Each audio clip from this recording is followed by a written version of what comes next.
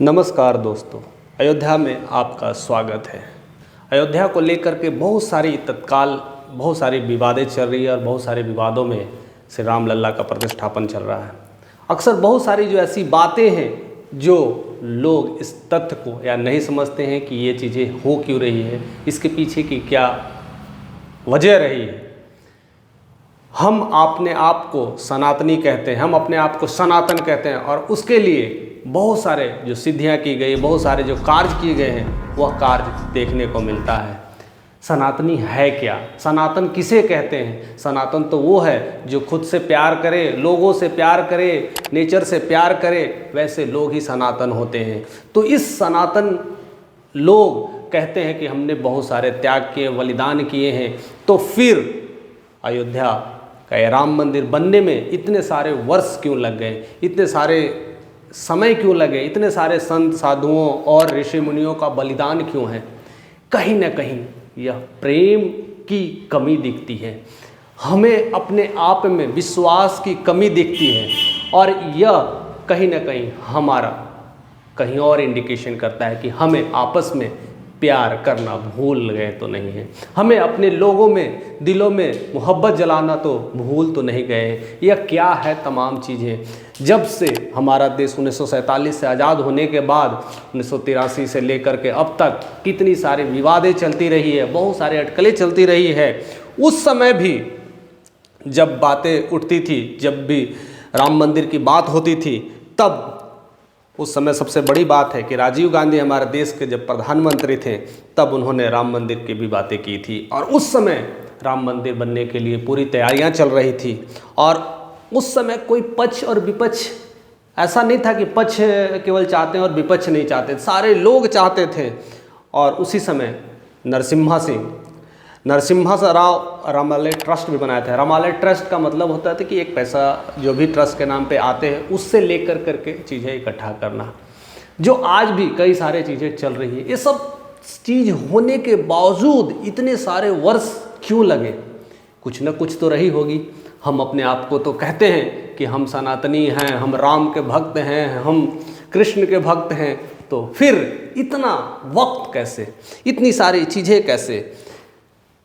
क्या हमने ऋषि मुनियों को खो दिया है? क्या उनके बलिदान को खो दिया है? क्या उनके प्यार को खो दिया है या उनके त्याग को खो दिया है? इतने सारे त्याग हुए, इतने सारे नागा सन्यासी साधु मरे, फिर भी ना हो पाया। इतना सारे वर्ष लगे, 500 वर्षों से यह युद्ध, और फिर पिछले कुछ 24 सालों से ये जो कोर्ट, हाई कोर्ट और बहुत सारे इसके बीच कभी गोधरा कांड, कभी कुछ और कांड, इतने सारे युद्ध चल रहे हैं। ये क्या है?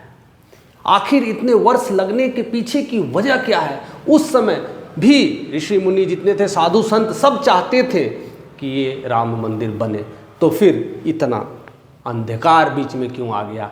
क्या वजह तो कुछ तो रही होगी। क्या प्रेम कम गया था? क्या सद्भावना कम गया था? क्या हम सनातनी हैं या पहचानने में गलती हो गई थी?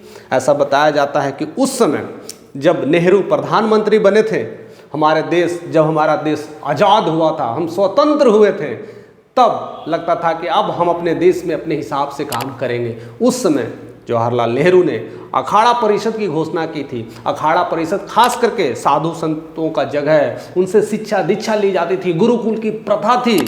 वो सारा अखाड़ा परिषद कहाँ चला गया? उनकी बात ही कोई नहीं करता, वो साधु संतों और ऋषियों की बात नहीं करता। तो क्या सोच रहे हो कि लगता है कि हम सनातनी? क्या सोच रहे हो कि हम ऐसे बन पाएंगे? नहीं दोस्त, आपको तो वो जानना पड़ेगा, वैसे लोगों का साथ होना पड़ेगा, नहीं तो कभी भी नहीं बन पाएगा।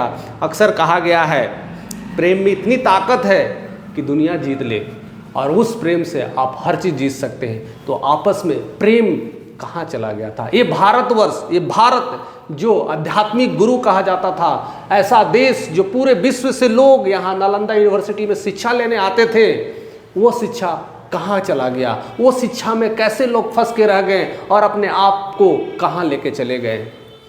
इसीलिए ये चीज़ें हमें अपनी संस्कृति से सीखने को मिलता है, अपने पुराने वेदों से, शास्त्रों से सीखने को मिलता है। और ऐसा भी बताया जाता है कि अगर सीता का हरण न होता तो रावण नहीं मारा जाता। जब जब अधर्म आते हैं, जब जब अधर्मी लोग होते हैं तो कुछ वैसे गलतियां करते हैं, तब तब वैसे महापुरुष, वैसे वैसे धार्मिक लोग, वैसे वैसे गुरु, वैसे वैसे सन्यासी और यहाँ तक कि प्रभु भी आते हैं और वैसे वैसे दुश्मनों का संहार करते हैं और अधर्म का नाश करते हैं। दूसरी बात है, देवकी का केस न पकड़ता तब कंस का वध नहीं होता। यह कहाँ है? जब भी अपराध होती है ना, तब तब यानी अधर्म बढ़ता है, तब तब धर्म आना शुरू हो जाता है। तो क्या इस कलयुग में भी इतना सारा अधर्म बढ़ गया था? हम लोग गुलाम हुए, उसके बाद जब आज़ादी के बाद भी इतने सारे संघर्ष हो रहे हैं, लड़ाइयाँ हो रही है, और तब भी नागा साधु सब कुछ मारे जा रहे हैं, हमारे देश में इतने सारे जवान मारे जा रहे हैं, और तब जाकर के ये राम मंदिर का अलग से इतना बड़ा समस्या जो था, अटकलें जी थी, जो अब जाके पूरी हो रही है। क्या है इसकी वजह? क्या पहले ऋषि मुनि सब नहीं चाहते थे? पहले आचार्य लोग नहीं चाहते थे? क्या पक्ष विपक्ष ये सब सारी नहीं चाहते थे? सारे लोग चाहते थे, पक्ष और विपक्ष दोनों चाहते थे कि ये काम हो। फिर ये 30 साल संघर्ष क्यों? क्या है इसकी वजह? कुछ तो चीजें हैं जो आपस में प्रेम नहीं है। क्या यह वही सिंहासन? क्या यह वही सिंहासन के लिए? क्या वही राज मुकुट के लिए? या किस लिए वह है? पक्ष विपक्ष अगर एक होते या सद्भावना होता और प्यार होता तो फिर ये बातें नहीं होती। ये 30 साल का लोग रोना धोना और गाना नहीं करते, वह सद्भावना और प्रेम से सुसज्जित होकर के राम के कदमों पे चलते, राम के गुणों को सीखते और उसकी बातें करते, ना कि इतनी सारी अटकेलियाँ, इतनी सारी जो प्रॉब्लम्स हुई है उसकी बातें करते। कहीं ना कहीं हम इसलिए कहते हैं कि हम ऐसे कलयुग में आ गए हैं। इस समय फिर से वैसे महापुरुष का होना बहुत ज़रूरत है, जो हमारे सभ्यता, संस्कृति और धर्मों को सिखा रहे हैं। पहले जब गुरुकुल हुआ करती थी तो ये सारी चीज़ शिक्षा होती थी, सारे लोग को तैयार किए जाते थे। और तैयार करने वाले भी कौन? अब थोड़ी सी हिस्ट्री में जाइए, थोड़े पास्ट में चले जाइए, अगर देखा जाए तो जितने बड़े बड़े भी सम्राट हुए हैं उनको तैयार करने वाला कौन है? चंद्रगुप्त आखिर राजा बना तो किसकी वजह से? चाणक्य एक सन्यासी की वजह से, विक्रमादित्य एक सन्यासी की वजह से राजा बना, और हमारे प्रभु श्री राम भी राम बने तो वशिष्ठ की कृपा से बने, वशिष्ठ का प्यार से बने। वशिष्ठ कौन थे? साधु थे।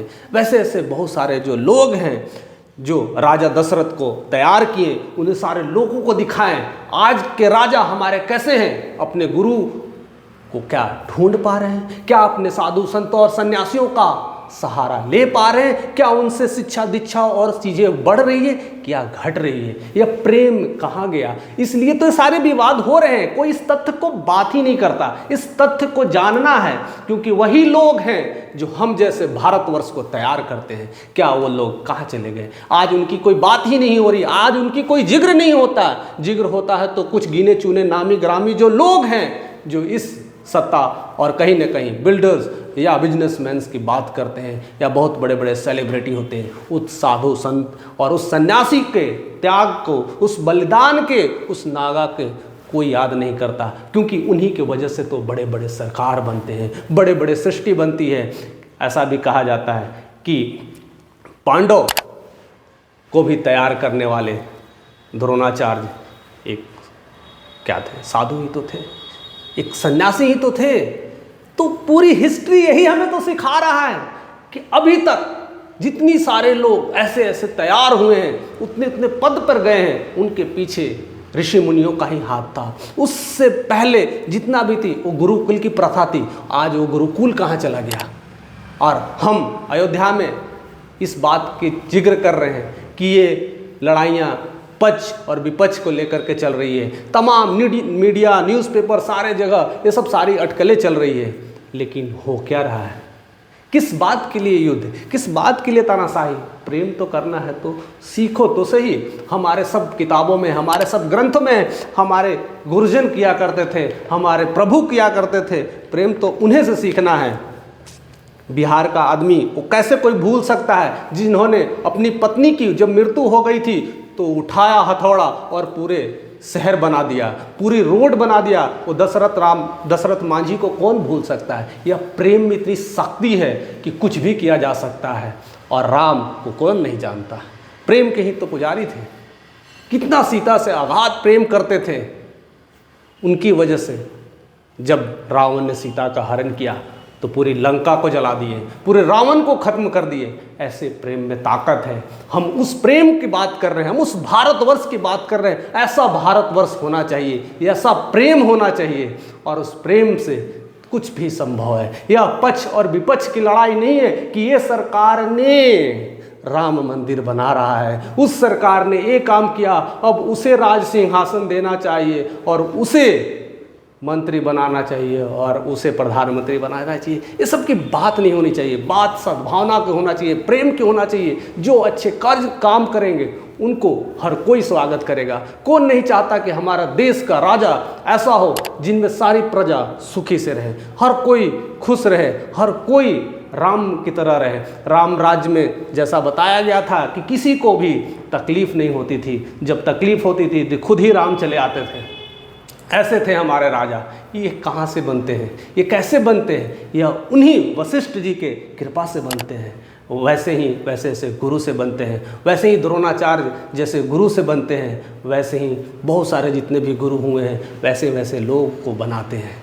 तो हमें अपने गुरुओं का सम्मान करना चाहिए और वैसे शिक्षा दीक्षा लेने चाहिए, और तब जा कर के ये हम ऐसे ऐसे लोग बना पाएंगे, ऐसे ऐसे चीज़ें हम डेवलप कर पाएंगे। और कोई भी चीज़ें जो वर्षों लग जाती है बनने में, यह कुछ ही सालों में बन के तैयार हो जाती है। जैसा बताया गया है कि उसके बाद शंकराचार्य ने अखाड़ा बनाया था, तो उस समय भी बहुत सारी विवादें चली थी। और नेहरू जी, एक समय की बात है कि जूता पहन कर प्रयागराज में चले गए थे, तो साधु संतों ने सब युद्ध छेड़ दिया था। बताइए, अब आप धार्मिक जगह पे आप जूते पहन के जाएं, उस समय की बात है, नेहरू के समय में विरोध हो गया था और पूरे प्रयागराज में जूते पहन के चले गए थे, तब विरोध हुआ था। आज तो हर कोई कहीं भी किसी भी तरह से किसी भी ड्रेस में चल जा रहे थे। और वही देखिए हमारे राम भगवा ड्रेस पहन करके सिंपल खाली पैर पूरी 14 साल बिता दिए। ऐसे होते हैं हमारे राजा होते थे, वैसे हमारे राजा होते थे। तो उनके लिए कोई काम बड़ी नहीं होती थी, उनके लिए कोई समस्या बड़ी नहीं होती थी। तो हमें वैसे बनना है, हमें वैसे ही रहना पड़ेगा, तब जा करके हम वो सीख पाएंगे। और वैसे करुणा, वैसे प्रेम होना चाहिए, तभी हम विवेकानंद जैसे लोग पैदा कर सकते हैं, जिन्होंने यूएस में जा कर के 3 दिनों तक ऐसे लेक्चर दिया कि लोग सोचते रह गए। और उन्होंने सिर्फ अपना वर्चस्व नहीं बनाया, वो भारत को बनाया। और उस समय जब वो गए थे तो सिंपल एक ही चीज़ बोलते थे, my brothers and sisters of American, लोग हमारे भाई बंधु हैं। ऐसे तो बात होती थी, भारतवर्ष की बात होती थी। और सबसे मज़ेदार किस्सा तो तब होती है जब वो भाषण दे करके स्टेज से निकल रहे थे, तो वहाँ पर एक गोरी नारी युवती उनसे कहती है, I want to marry you. तब वो कहते हैं, no no no, I am a saint, I don't want to marry. तो फिर कहती है, नहीं नहीं, मुझे आपसे मैरी करना, मुझे आपसे शादी करना है, बहुत ज़्यादा कोशिश। और ये हमेशा मना करते हैं, no no no, I don't want to marry, I am a saint, मैं सन्यासी हूँ, मैं साधु हूँ, मैं शादी ब्याह करके क्या करूँगा। अब वो ज़्यादा जिद करने लगे। तब विवेकानंद पूछते हैं, अच्छा ठीक है, बताइए क्यों मैरी करना चाहते हैं, हमसे शादी क्यों करना चाहते हैं। तब वो बताती है, आप जैसे गुणवान, आप जैसे ऐश्वर्य और हमारी जैसी सुंदरी, और जिस तरह से हमारी शादी होगी तो हमारे जो पुत्र होंगे ये यशस्वी और तपस्वी, हर तरह से गुण और सौंदर्य से भरपूर होगा। तब उस समय विवेकानंद नहीं बोल रहे थे, वह एक भारत बोल रहा था। कह रहे थे, इतनी छोटी सी बात के लिए इतनी परेशानी क्यों? आप चाहते हैं कि हमारा पुत्र ऐसा हो, तो आज से आप हमारी माता हुई, मैं आपका पुत्र हुआ। सारी समस्या ऐसी टल जाती थी, क्योंकि ऐसे भारत में लोग हुआ करते थे, ऐसी चीज़ें बनाते थे। ये सब आता था, कहाँ से आए हैं? रामकृष्ण परमहंस साधु सन्यासी ने ही तो ऐसे लोग पैदा किए हैं, ऐसे लोगों को शिक्षा दीक्षा दिए हैं। तब जाके ये नरेंद्र जी जो कहते हैं ना नरेंद्र जी, वही हमारे विवेकानंद बने, संत विवेकानंद बने। या बंगाल के ऐसे हटीले कटीले सिंपल रहने वाले, सादा विचार रहने वाले नरेंद्र तब जा कर के स्वामी विवेकानंद बने। ऐसे ही नहीं बनते हैं। वैसे लोगों का साथ होना चाहिए, वैसे लोगों का प्रेम होना चाहिए, और वो प्रेम की शक्ति आपस में होना चाहिए, तब जा कर के ये छोटी छोटी जो अड़कड़ें हो रही है, इस छोटे छोटे मुद्दे को लेकर के बात हो रही है और ये समस्याएं हो रही है, ये समस्याएं नहीं होती।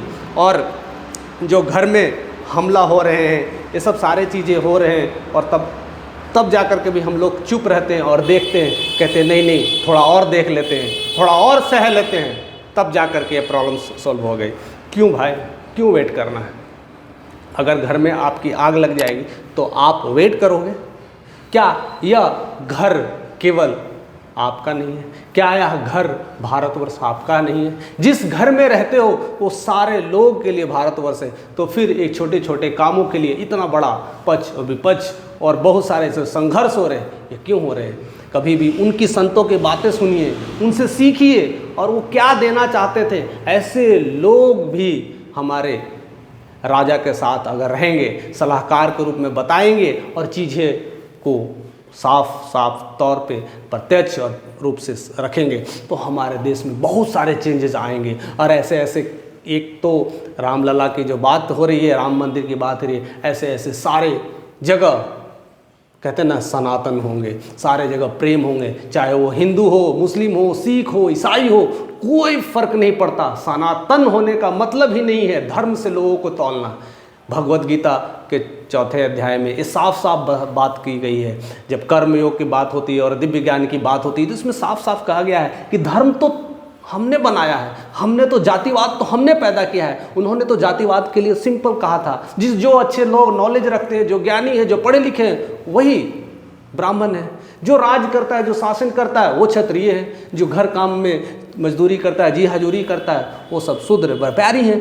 तो अपने काम से आपको जो बनना है बनिए। फिर ये जातिवाद क्यों, ये अधर्म क्यों, ये धर्म की लड़ाई और धर्म की लड़ाई क्यों?